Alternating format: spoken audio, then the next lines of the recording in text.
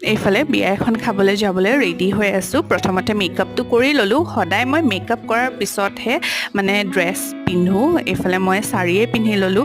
আৰু চাবচোন বিয়া বাৰুতে চাৰি হওক বা মেখেলা চাদৰ পিন্ধা হয় ন। তাৰপিছত মই ফেক নেইলছো লগাইছোঁ বহুত দিনৰ পিছত, ভাবিলোঁ আপোনালোকক অলপকৈ দেখাওঁ বুলি। তাৰপিছত এইফালে এতিয়া ইয়েৰিংছ পিন্ধি আছোঁ।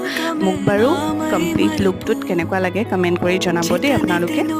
বাকী এতিয়া অলমষ্ট মই ৰেডি হৈয়ে গ'লোঁ। খালি মোৰ এইটো ৰিং কেইটা পিন্ধিবলৈ আছিলে, আৰু তাকে অকণমান ফেক নেইলছ লগালে অলপ মানে অসজা নিচিনাও ফিল হৈ থাকে ন। আৰু এইফালে মই হৈ গ'লোঁ ৰেডি।